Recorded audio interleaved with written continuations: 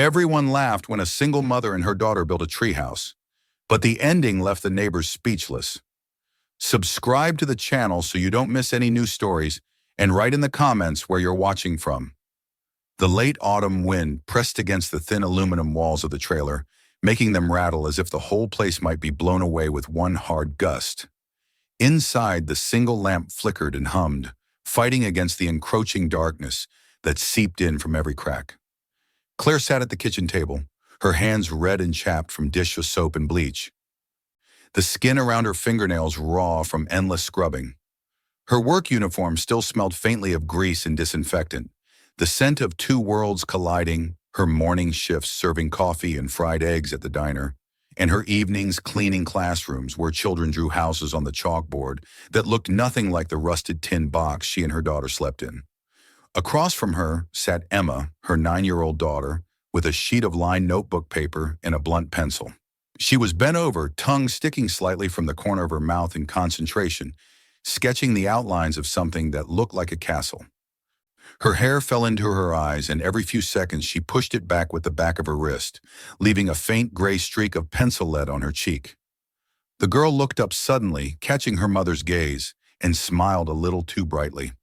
"It's a house, Mama," she explained, turning the paper so Claire could see. It was tall, with square windows and a sloping roof, flowers in the yard and smoke curling from the chimney. The lines were crooked, but the intent was clear. A dream, clumsy but intact. Claire tried to smile back, but felt the heaviness in her chest make it falter halfway.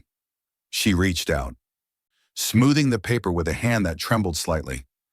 "It's beautiful, baby," she whispered, though her throat ached. Beautiful, yes, but a dagger too, because she knew Emma had never lived in a house like that, not once in her short life.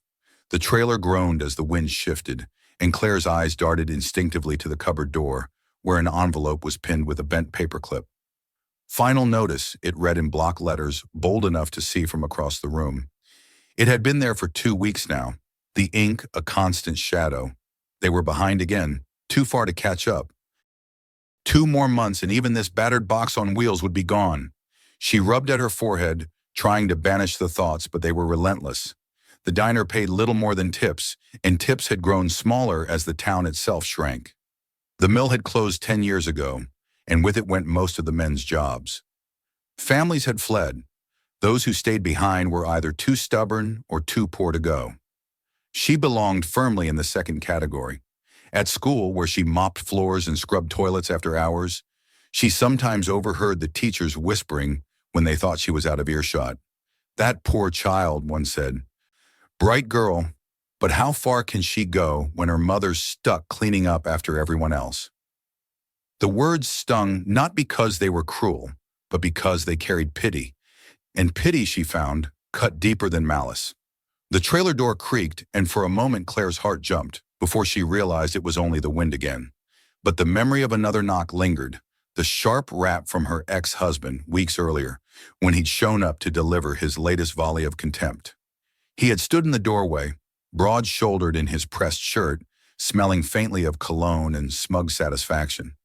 "You can't keep this up, Claire," he'd told her, his voice heavy with the false concern that made her skin crawl. "Emma deserves better than this. She deserves stability. You can't even keep the lights on half the time. Maybe it's time to admit you're not cut out for this." She had clenched her jaw so tightly that her molars ached for days afterward. Emma had been within earshot, clutching Rex, the neighbor's dog that sometimes wandered to their lot, as if the animal's presence could shield her from the venom. Claire hadn't shouted back, she never did. Shouting only proved his point, and she was tired of being baited. But the silence hadn't felt like strength either. It had felt like surrender. Now, as she looked at her daughter hunched over her crooked drawing, she wondered if silence had been a mistake. The girl deserved to see her mother fight, not fold. But how could she fight when every path ahead was a wall? Emma yawned, the pencil slipping from her fingers. She stretched her arms above her head, the oversized sweater she wore slipping down to reveal a bruise on her forearm where one of the trailer's doors had caught her last week. Claire felt a sting of guilt. Everything around them seemed designed to wound. "Bedtime, sweetheart," she said softly, reaching to gather the papers. "Can I leave it out? I want to add flowers tomorrow." Emma asked, her eyes heavy but hopeful. Claire hesitated, then nodded. Of course.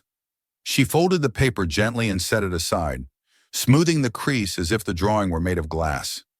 After tucking her daughter into the narrow bed in the back corner, Claire lingered, watching the small body curl beneath the thin quilt. She brushed back a strand of hair from Emma's face, and the child stirred, whispering drowsily, "We'll have a real house one day, Mama. I know it." The words cut her, not because they were naive, but because of the faith behind them. Faith she no longer had. She kissed the girl's forehead and slipped back into the dim kitchen, her chest tight. The night deepened, and with it the weight of silence. The wind pressed harder, rattling loose panels, and the hum of the lamp turned sharp in the stillness. Claire sank into the chair, pressing her palms against her face. The skin smelled of bleach and grease, and she thought of how little those smells would ever wash away. The drawing lay on the table, a crooked house with flowers in the yard. She stared at it until the lines blurred. All around her, the world whispered the same verdict: failure. Neighbors who laughed at the state of the trailer. Co-workers who muttered pity. An ex-husband who never let her forget she'd been left behind. Even her own reflection in the cracked bathroom mirror told the same story-tired eyes. Worry carved deep, a woman too worn down to be anything but invisible. She whispered to the silence, her voice breaking. "What am I supposed to do?" There was no answer, only the groan of the wind against the thin walls. She lowered her head onto her folded arms and let the tears come, quietly so Emma would not hear. In that moment, she felt as though the whole world had already turned its back on her, and she had nothing left but the fragile weight of a child's dream, drawn in crooked pencil lines, clinging stubbornly to a piece of paper on the kitchen table. And yet, even as despair pressed down, that paper remained. A flimsy thing, but present, and in its presence lingered the faintest trace of something she no longer dared name, something like the smallest ember, waiting in the ashes. The following morning crept in with the same pale light that had lingered all winter, filtering weakly through the thin curtains of the trailer. Claire rose before Emma, moving quietly through the cramped space, making instant coffee with water that tasted faintly of rust. Her back ached from the long shift the night before, and she already dreaded the next one waiting for her at the diner.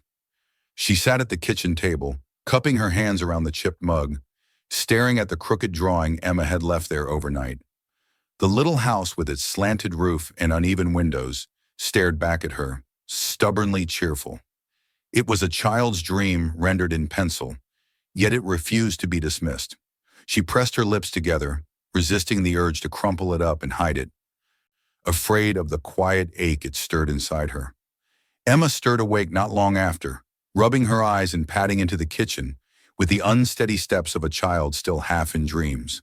She went straight to the drawing, lifting it carefully, smoothing the edges with her small hands. "See, Mama?" she said, her voice soft but earnest. "I told you we can make a house like this one day, with flowers and maybe a swing in the yard." Her eyes were wide, shining with something Claire could only describe as certainty. Claire forced a smile and pulled the girl into her lap. "It's a beautiful dream, honey," she whispered, kissing the crown of Emma's head. Inside, though, her chest felt hollow. Dreams cost money, and money was the one thing she had never been able to hold on to. The day passed in the blur of work plates, clattering at the diner, grease under her nails, muttered comments from customers about slow service. She ignored them as she always did, but their voices clung to her long after she left. By evening, she was back in the school, mop in hand, the echo of her steps filling the empty hallways. Children's drawings hung on the walls, crayon houses and smiling stick families, with words scrawled underneath. "My home." She paused in front of one, a neat little drawing of a house with a bright red roof. The words below it read, "Safe place." Her throat tightened. She thought of Emma's crooked sketch at home and felt the sting of inadequacy pierce her again. When she returned that night, Emma was awake despite the late hour, sitting cross-legged on the floor with an old cardboard box in front of her. The girl's hair was a wild halo, and dust streaked her cheeks. "Look, Mama," she said, excitement trembling in her voice.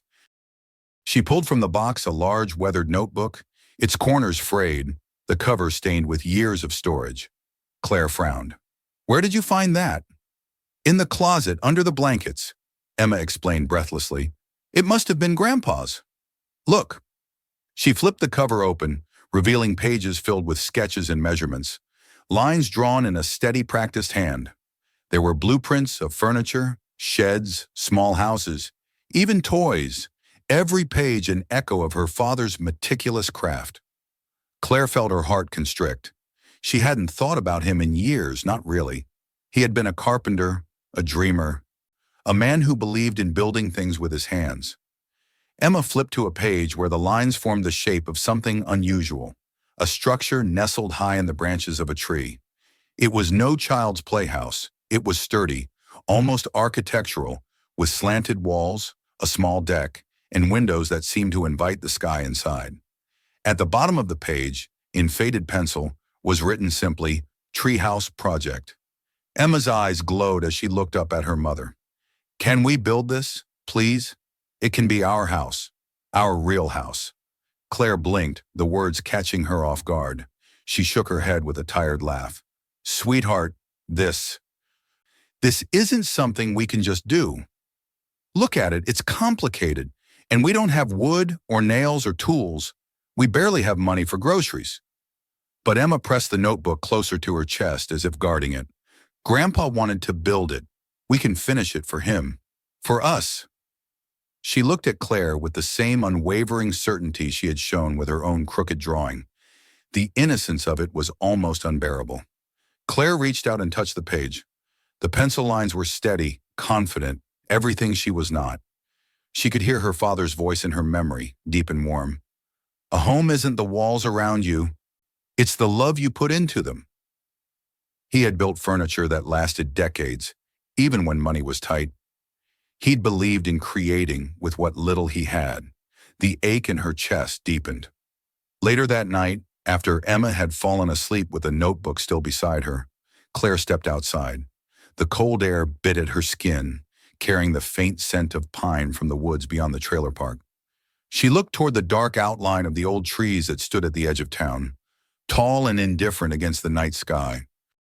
One oak stood larger than the rest, a giant she remembered from her own childhood. She had climbed its lower branches once, scraped her knees and heard her father call her brave as a fox. Now the tree stood silent, its thick limbs spread wide, strong enough perhaps to hold a house. She wrapped her arms around herself, shivering, her breath turning to mist in the air. The idea was ridiculous. Building a house in a tree without money or help, with nothing but scraps and a notebook full of faded sketches. It was madness. And yet, as she stared into the dark, the image clung to her. A small house nestled among the branches, safe and hidden. A place no one could take from them. The laughter of her ex-husband echoed in her ears. "You can't even keep the lights on." The pitying looks of teachers, the whispers of neighbors, the way customers at the diner barely looked at her when she refilled their coffee cups. All of it pressed against her until she felt she might burst. But there in the dark, she also remembered Emma's small voice as she drifted to sleep. "We'll have a real house one day, Mama. I know it." Claire's throat tightened. Maybe she couldn't give her daughter everything, but perhaps she could give her something no one else could mock or take away. She stayed out there for a long time, the wind tugging at her hair, the distant oak standing like a sentinel against the horizon. For the first time in years, she let the smallest flicker of possibility take root inside her. It was absurd, impossible, destined to fail, but it was something, and something was more than she'd had yesterday. When she finally went back inside, Emma stirred in her sleep, murmuring softly, her hand still resting on the notebook. Claire pulled the quilt over her daughter's small body, then sat down beside her for a long while, staring at the faded drawing of the treehouse. She whispered into the quiet, almost afraid of her own words, "Maybe we'll try." The wind rattled the trailer walls again, but this time Claire didn't flinch. The sound no longer felt like mockery. It felt like a challenge, and for the first time in too long, she was willing to consider answering it. The notebook remained on the table for days, its worn cover opening and closing under Emma's eager fingers, as if it contained a secret world waiting to be let out. Every evening after school, she would spread it across the table, running her hands over the careful lines her grandfather had once drawn, her eyes glowing with anticipation. Claire tried to ignore it at first, burying herself in chores and work, but she could not ignore the way her daughter's voice carried a note of wonder each time she spoke about the treehouse. It was as though Emma had already begun living in it in her imagination, as though the crooked trailer had ceased to exist in her heart. And though Claire told herself she was being foolish for even letting the idea linger, she found her gaze drifting toward the notebook whenever Emma left it open. She studied the lines late at night after her shifts, recognizing her father's steady hand, the clarity of his measurements, the confidence in his vision. The longer she stared at it, the less impossible it seemed, even if it still felt like madness. One Saturday morning, when the clouds hung low and the ground was damp from rain, Emma tugged at her sleeve and said, "Can we go see the big oak tree, Mama? The one near the creek?" Claire hesitated, but the urgency in her daughter's voice was unshakable. They pulled on boots and jackets and made their way across the edge of town, through the thinning rows of houses, past the shuttered lumber mill that stood like a rusted skeleton of a lost era, and into the woods. The air smelled of wet leaves and pine, and the silence of the forest pressed against them until only their footsteps remained. When they reached the clearing, Claire stopped. The oak stood proud and immense, its thick branches twisting upward like arms raised to the sky. Its trunk was wide enough that 3 people holding hands could not have circled it. The ground beneath it was carpeted with moss, and the canopy above made the morning light dapple through in shifting patterns. Emma ran ahead, her laughter echoing against the bark, and pressed her small hands against the trunk. "This is it," she declared. "This is where we'll build it." Claire walked slowly to the tree, placing her hand on the rough bark. Memories tugged at her, climbing lower branches when she was a child, her father's voice warning her not to fall, the warmth of summer afternoons when the tree had seemed like a castle already. She swallowed hard, torn between nostalgia and dread. She knew what people would say. She could already hear the laughter of neighbors, the pitying looks from coworkers. A woman who couldn't keep her bills paid had no business talking about building houses in trees, and yet standing beneath those branches, she felt something stir, a faint sense that maybe, just maybe, her father had chosen this tree for a reason. They returned home muddy and breathless, and Emma insisted on drawing her own version of the treehouse, adding flowers and curtains and a little swing that dangled from one of the branches. Claire watched her with an aching heart, thinking of how fragile children's hopes were, how easily broken, and how cruel it would be to let this one crumble. She resolved, not aloud but deep inside, that she would at least try. Even if they failed, even if it amounted to nothing, she would not take this dream from her daughter without a fight. That week they began scavenging. Every afternoon after Claire's shift at the diner, they would walk through back alleys behind stores, near construction sites where scrap was discarded. They collected broken pallets, uneven planks, and rusted nails. Emma carried what she could, proud of every crooked board she dragged behind her. At first, Claire felt humiliation rising every time someone saw them, but she forced herself to keep her head high. She told herself that survival had no room for shame. Still, the comments stung. One neighbor smirked as they walked past carrying a bent ladder, calling out, "Building a mansion, Claire." Another muttered just loud enough for her to hear, "She's lost her mind." The trailer soon became cluttered with stacks of mismatched boards, and Emma's excitement only grew. She would sort the nails into jars, organize the pieces of wood, and pretend they were in a hardware store. Claire's exhaustion deepened, long shifts at work followed by evenings dragging lumber, but she found herself working with a quiet determination she hadn't felt in years. Each plank seemed to carry with it not only weight, but meaning, as though she were piecing together fragments of a future neither of them had dared to believe in. Their first attempt at building was clumsy. One Saturday, armed with a hammer so small it seemed laughable and a handful of nails bent from rust, they carried their boards to the oak tree. They tried to hoist a platform onto one of the lower branches, Emma holding nails in her mouth while Claire hammered with uneven strikes. The wood cracked under pressure, and after hours of sweat and scraped fingers, The structure sagged pitifully before collapsing to the ground. Claire dropped the hammer and sat in the dirt, her face hot with frustration. Emma, however, clapped her hands and said, "We can try again tomorrow." The child's unshaken spirit both comforted and pierced her.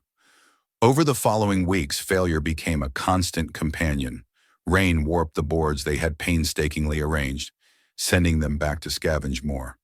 The ladder they had found was so unstable that Claire feared climbing it, forcing her to hold Emma back whenever the girl tried.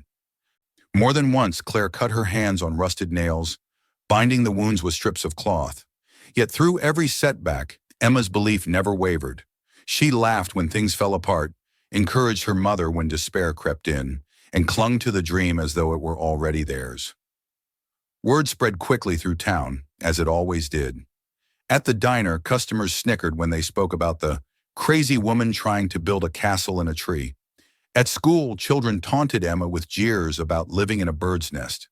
Claire overheard two teachers whispering about how unfair it was that a child had to suffer through such foolishness.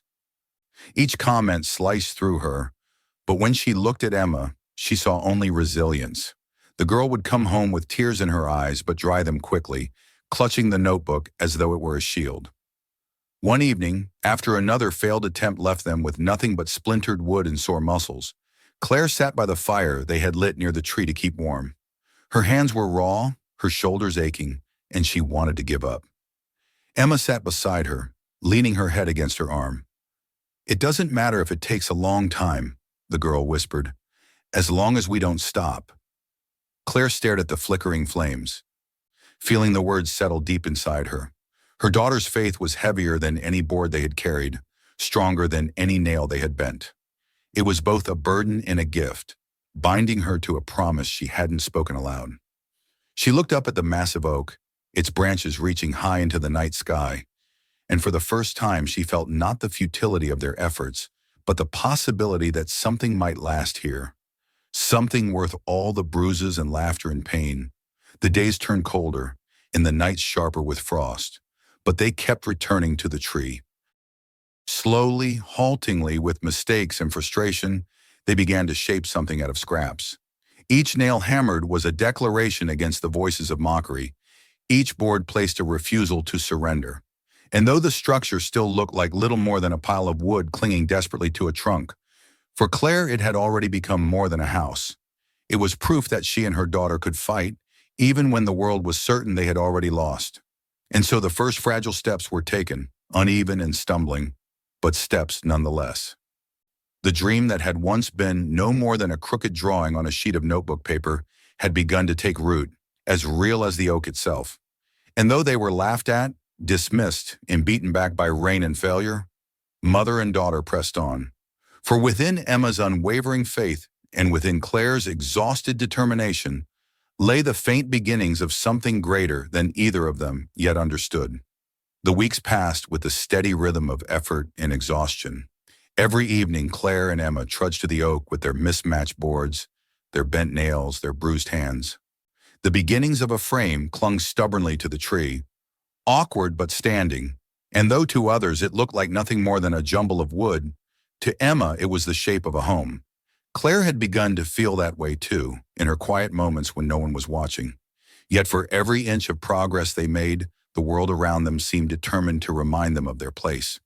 At the diner, Claire noticed how the conversations dipped whenever she passed by with a pot of coffee.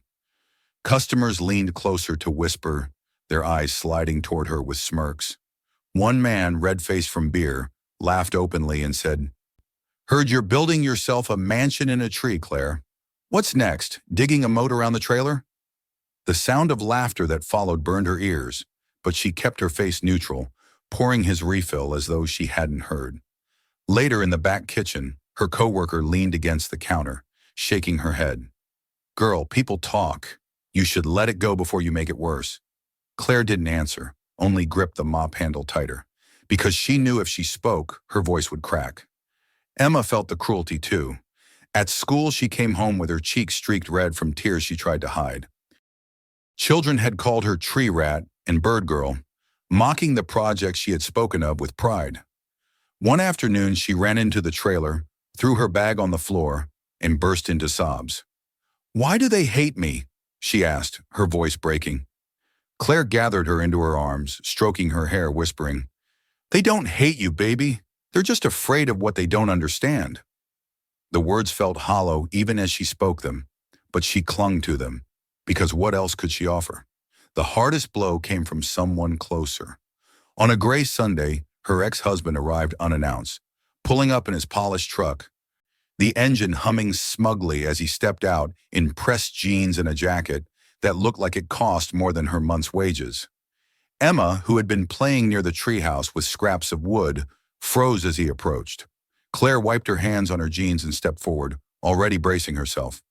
I wanted to see Emma, he said flatly, not even looking at Claire. I'll take her for the afternoon. She needs to see what a real home looks like. His tone was sharp, but his eyes flickered with disdain when they landed on the crooked structure clinging to the oak. Is this the famous house everyone's laughing about? Pathetic, Claire. You're putting this child through humiliation for what, your pride? Claire's fist curled at her sides, but she kept her voice level. She's fine here. She doesn't need your lectures. Emma, torn between them, whispered, I don't want to go. But her father crouched down, his smile cutting. Come on, sweetheart. Don't you want to see your own room?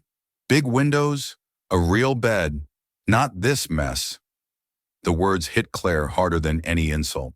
She saw Emma's face, the conflict, the way the promise of comfort pulled at her, even as her small hand gripped the hem of her mother's shirt. I want to stay, Emma said at last, her voice shaking but firm. Her father straightened, his jaw tight. Suit yourself, but one day you'll realize who's capable of giving you more than broken boards. He turned and walked back to his truck, his words lingering like poison in the air long after he had gone. That night, Claire sat alone by the half-built frame of the treehouse, while Emma slept inside the trailer. The moonlight filtered through the branches, casting fractured shadows across the ground.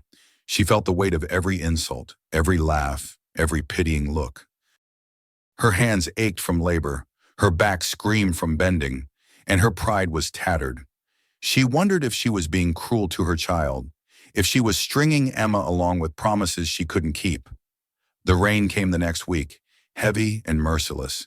It soaked the wood they had collected, swelling and warping it, undoing hours of careful work. The roof they had begun to nail together sagged and collapsed in the storm.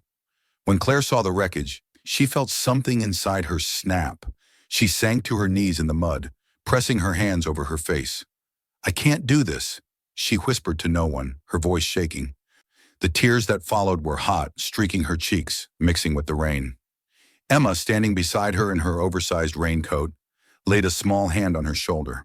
Her voice was soft but carried a strength beyond her years. Mama, we don't have to finish it today. We can fix it tomorrow. We can fix it 100 times if we have to. Claire lifted her head, seeing her daughter's face in the dim light, pale but resolute. The sight of that determination broke through the despair gnawing at her. If Emma could still believe after the laughter, the taunts, and the storm, then perhaps she owed it to her daughter to keep going. The following days blurred into one another, filled with work and exhaustion, but something had shifted. The treehouse was no longer just a project.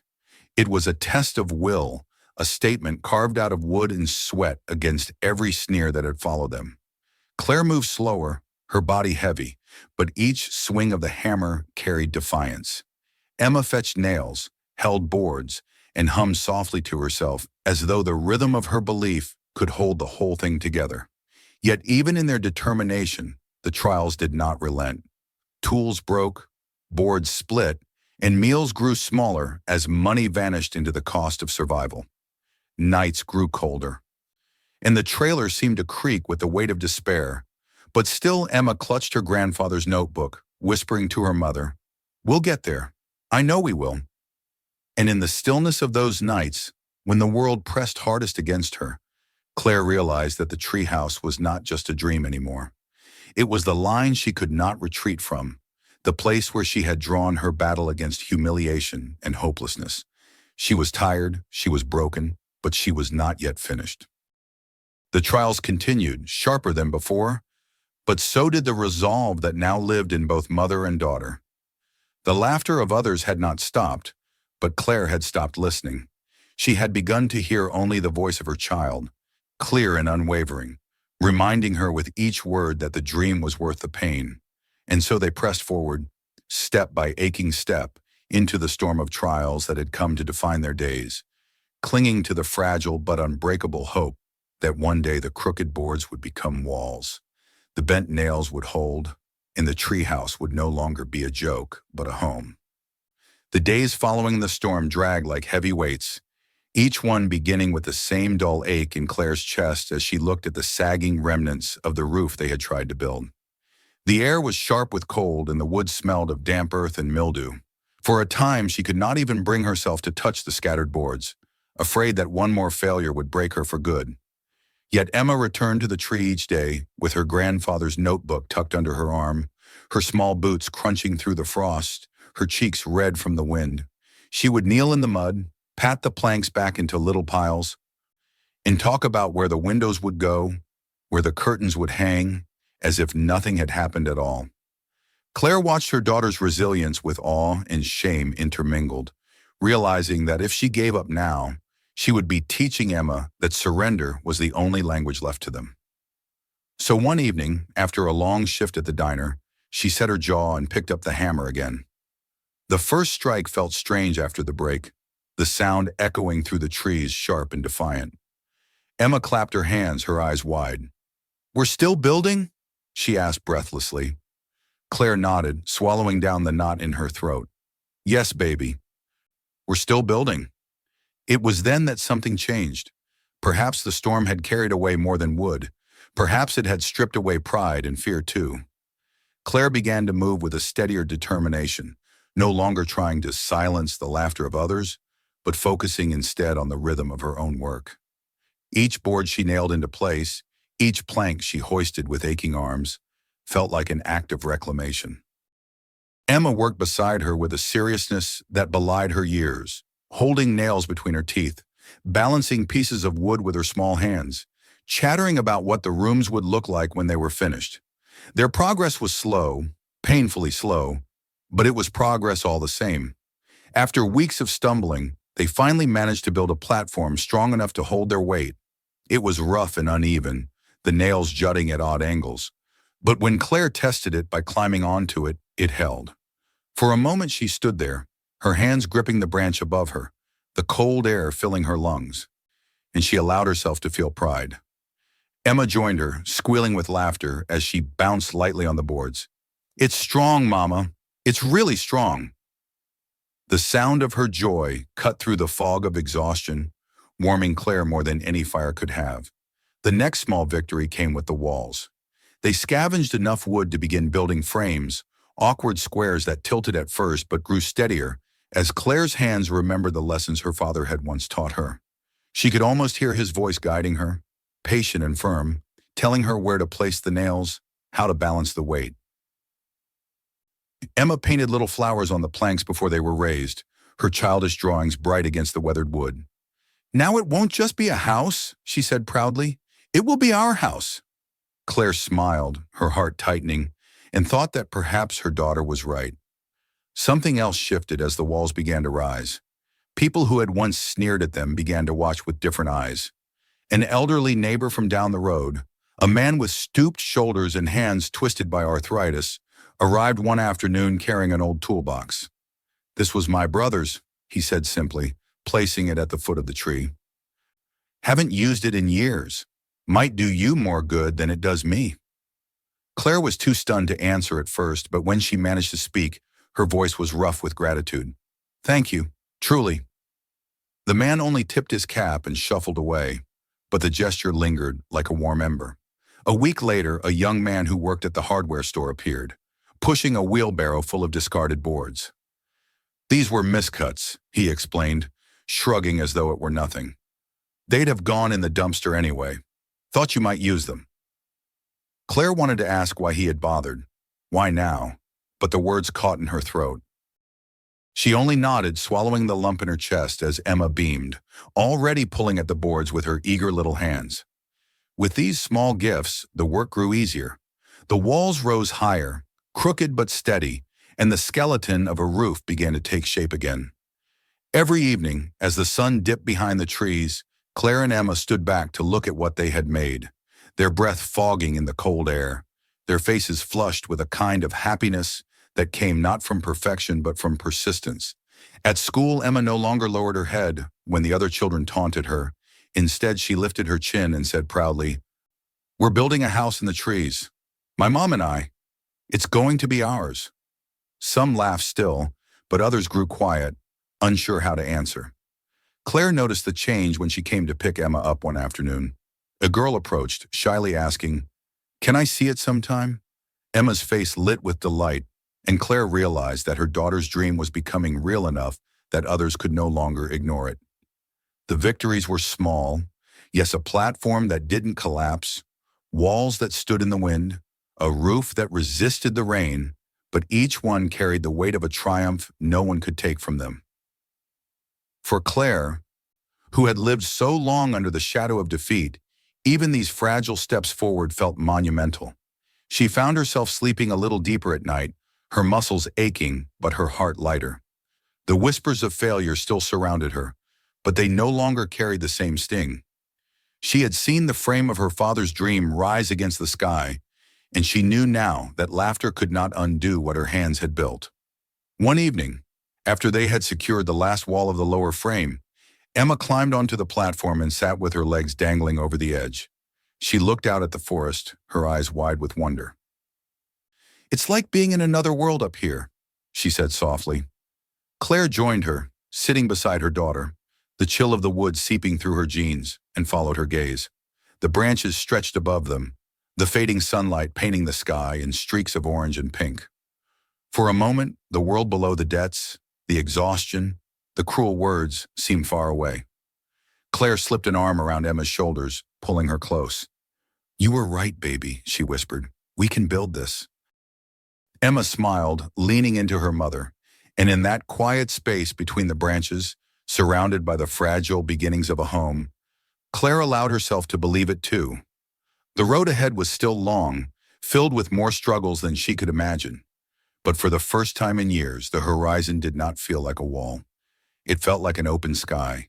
And in the fragile skeleton of their treehouse, in the crooked walls and the uneven boards, Claire saw not ruin, but promise. The promise that, from small victories, larger ones might yet grow. The early days of spring brought with them a strange mixture of hope and unease. The snow had melted from the ground, leaving the earth soft beneath their boots, and the air carried with it the smell of wet bark and the promise of new leaves. The treehouse, still incomplete but unmistakably a structure now, seemed to rise higher each day, its crooked frame silhouetted against the sky. Claire and Emma stood back often to look at it, pride filling them both in ways neither had expected. To anyone else, it was still an unfinished patchwork of boards and nails. But to them, it was the beginning of something whole. It gave them strength to keep going, to imagine that the laughter of others might one day be replaced with silence or even respect. But even as they pressed forward, there lingered in Claire a nervousness she could not quite name. She knew the forest could turn cruel without warning, and she knew too well that life had a way of striking hardest just when she allowed herself to breathe. That lesson came one evening when the wind picked up out of nowhere, tearing through the branches with a force that rattled the half-built walls. The sky had darkened suddenly, clouds rolling heavy and low, and before she could call Emma down from the platform where she was painting flowers on the boards, the first sheet of rain came slashing sideways. Claire scrambled up the ladder, her heart pounding. "Down, Emma!" she shouted, her voice barely audible over the roar of the storm. The girl's eyes widened, but she obeyed, clutching the ladder as she descended with trembling hands. By the time they reached the ground, the wind had become a beast, tearing at the structure with claws invisible but merciless. Boards rattled, nails squealed, and with a terrible crack, one wall gave way, splintering as it crashed down. Emma shrieked and buried herself against her mother's side, and Claire wrapped her arms around her, shielding her from flying debris. They could only watch as the storm undid weeks of work in a matter of minutes. The roof they had so carefully secured ripped free like a scrap of paper, vanishing into the dark. Another wall collapsed under the weight of the wind, the painted flowers Emma had drawn, smearing with rain, before being swallowed in the mud. Claire's heart clenched at the sight, rage and despair rising inside her in equal measure. She wanted to scream at the sky, to curse the cruel timing, but her throat was tight, her jaw locked. When at last the storm moved on, leaving only a miserable drizzle behind, the treehouse stood as little more than a skeleton, its once promising frame broken and sagging. Claire led Emma back to the trailer in silence, her body numb, her clothes soaked through. That night, after Emma had fallen asleep exhausted from tears, Claire sat alone at the table, staring at the notebook. The pages blurred before her eyes as she whispered, "I can't do this anymore." The weight of it all crashed down at once, her debts, the mocking voices, the exhaustion that never left her bones, and now this ruin of what little they had built. Her hands trembled as she closed the notebook and pressed it to her chest, feeling not comfort, but grief. The next morning she could barely summon the will to rise. Emma tugged at her sleeve, asking timidly, "Are we going to fix it today?" And Claire found herself unable to answer. She turned her face away, ashamed of the tears that threatened to spill. For the first time since they had begun, she felt that their fight was truly hopeless. But Emma was not so easily broken.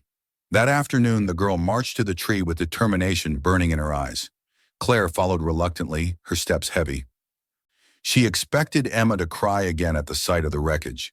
But instead, her daughter bent down, lifted a board from the mud, and wiped it clean with her sleeve. "We can fix it," she said firmly, her voice trembling but insistent. "It doesn't matter if it takes forever. We just have to keep going." Something in the girl's certainty pierced through Claire's despair.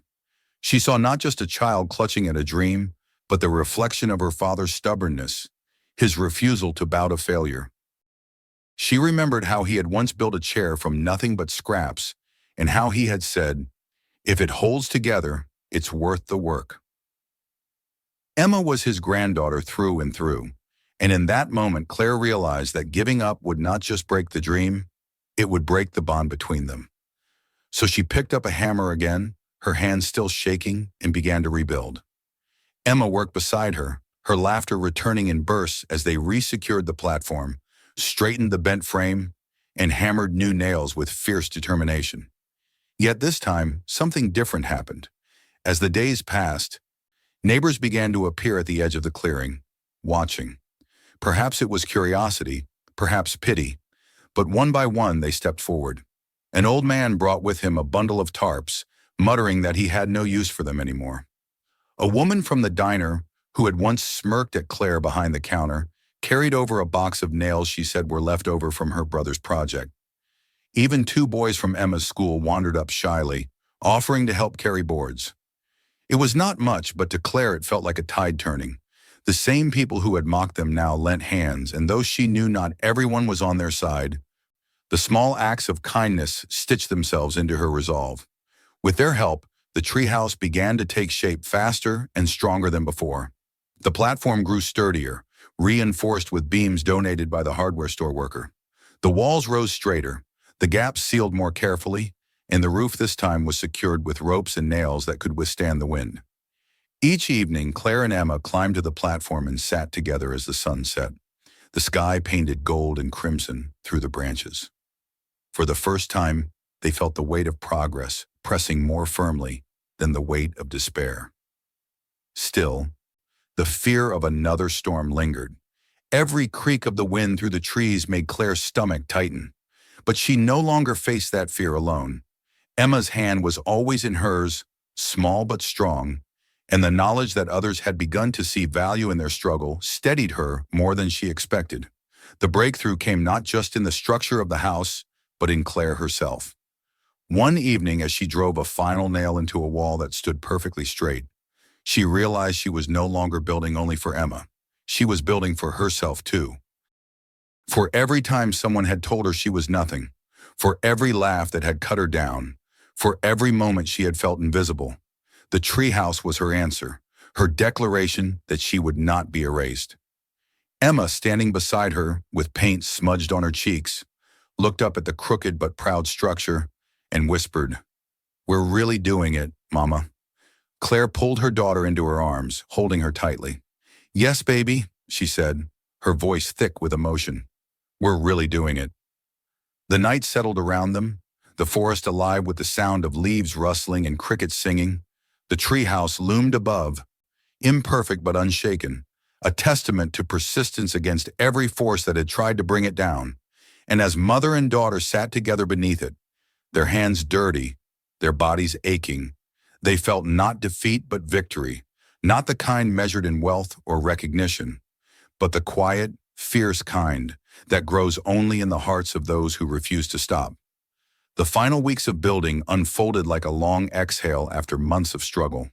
The frame of the treehouse, once bent and fragile, now stood tall and steady against the backdrop of budding leaves.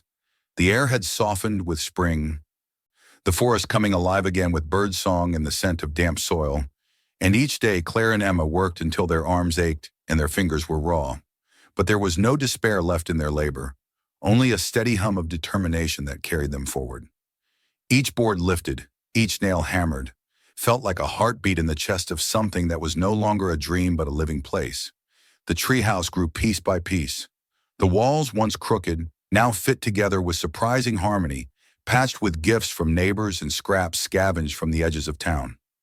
The roof, lashed tightly with ropes and nailed down with hands blistered but unyielding, held firm even when the spring rains returned. The windows were fashioned from old panes Claire had bargained for at a junkyard, and when Emma cleaned them with vinegar and cloth, the light poured through them in golden streaks that made the inside glow. They built shelves from discarded planks, hammered together a table from a door that had been left at the dump, and strung curtains Emma had sewn from bits of fabric she had collected. The result was uneven, patched and humble, but in its imperfection lay its soul. Each evening, when the sun slipped low and the sky turned the color of fire, Claire and Emma climbed into the treehouse and sat together in the soft light. They shared sandwiches or soup warmed on a small camping stove, and sometimes they said nothing at all, only listened to the sound of the wind moving through the leaves. It was in those silences that Claire began to feel something she had not known in years: peace. She could see it in Emma too, in the way her daughter's shoulders no longer hunched from shame when she spoke of their project, but lifted with pride instead. Words spread through town, not of their failure but of their persistence. People who had once smirked at Claire behind her back now slowed their cars on the gravel road to glimpse the structure that refused to die. A few even stopped to offer kind words, some bringing more scraps of wood, others just curious to see what had been made of determination. Claire accepted their help with gratitude, though she never forgot the sting of their earlier laughter. But she also realized that what mattered most was not whether they had mocked or helped, but that she and Emma had built something lasting with their own hands. The day came at last when the treehouse could truly be called finished. It was not perfect. No one could mistake it for a craftsman's work. Yet it stood sturdy, its floorboards smooth enough to walk barefoot, its walls strong against the wind, its little windows welcoming the morning light. Inside, Emma had placed her drawings along the shelves: flowers, stars, and a crooked but earnest picture of her and her mother standing in front of the treehouse itself. Claire had hung a lantern near the door, one given to her by the elderly neighbor with the toolbox, and when it glowed at night, it cast a warm, steady circle that felt like safety. The first night they slept inside, the air was cool and smelled of cedar and earth. Claire spread blankets on the floor, and Emma curled beside her, her small body warm against her mother's side. Rex, their loyal dog, lay at their feet, sighing contentedly as though he too knew that they had reached a kind of home. Claire lay awake for a long time, staring at the wooden ceiling above her, listening to the creak of the tree in the wind. She thought of every insult, every storm, every moment when she had nearly surrendered, and she felt the weight of it fall away, replaced by something deeper than triumph. She felt chosen, in a way, as though this house had been waiting all along for their hands to bring it to life. The morning sun woke them with gentle light streaming through the clean panes. Emma was the first to stir, rubbing her eyes before sitting up, her face breaking into a smile so wide it lit the whole room. "Mama," she whispered, "we did it." Claire sat up slowly, brushing her daughter's hair back, and nodded. "Yes, baby," she said softly, her throat tightening. "We did it. Life did not become easy overnight. The bills still came. The diner still demanded long hours. And the world outside their clearing remained as indifferent as ever. But something fundamental had changed. They now had a place that belonged only to them, a place that no sneer, no storm, no abandonment could erase. It was more than shelter, it was proof. Proof that they could stand against failure and not be crushed. Proof that they could build not only with wood and nails, but with hope and stubbornness. Emma thrived in ways that startled Claire. At school, she spoke proudly of her home in the trees, and slowly the cruelty of her classmates lost its edge. A few even asked to visit, and when they did, they left wide-eyed, marveling at what had risen out of scraps. Teachers noticed her confidence, too, remarking on how her voice carried more strongly in class, how her drawings were filled with houses perched among branches and families smiling beneath them. For Claire, the change was quieter, but no less profound. She found herself walking taller, no longer shrinking when she overheard whispers at the diner. She still worked long hours, her body still tired, but the exhaustion was tempered by purpose. Each evening, no matter how heavy the day had been, she returned to the treehouse and felt the burden lift as she climbed the ladder to the sanctuary they had built. She began to dream again, not just for Emma, but for herself. Perhaps one day she might find a better job. Perhaps one day she might add another room to the house or plant a garden beneath it. The future, once a gray void, now shimmered faintly with possibility. On a quiet evening in late spring, Claire and Emma planted wildflowers at the base of the tree. The ground was soft, the air filled with the scent of blossoms and damp soil. Emma pressed the seeds into the earth with her small hands, whispering as though she were giving them instructions to grow tall and strong. Claire knelt beside her, smiling, and thought that the flowers would one day climb toward the treehouse like a crown. As the sun set and painted the sky in hues of rose and gold, they stood hand in hand, looking up at their home. The treehouse glowed in the last light, its patched boards and uneven walls transformed into something beautiful by the love and sweat that had built it. Claire felt Emma squeeze her hand and heard her whisper, "This is our forever place." And in that moment, Claire believed it. She knew that the road ahead would still be rough, that hardship would never fully release its grip. But she also knew they had carved out a piece of eternity for themselves. The laughter of the world had called them foolish, worthless, broken. But high in the branches, in a house built from resilience, those voices no longer mattered. What mattered was the sound of Emma's laughter echoing through the trees, the warmth of her hand in Claire's, and the knowledge that they had not only survived but created something that would stand long after the cruel words faded. The treehouse was theirs, and in its walls lived not just wood and nails, but a story of defiance, love, and the unshakable bond between a mother and her child. If this story moved you, don't just stop here. Hit that subscribe button right now so you never miss the next one. More incredible stories are already waiting, and the next twist might be the one that leaves you speechless. While you're here, check out the other videos on this channel. Each one carries its own powerful journey you won't forget. And if this story touched your heart, share it with friends and family, because you never know who might need to hear it today.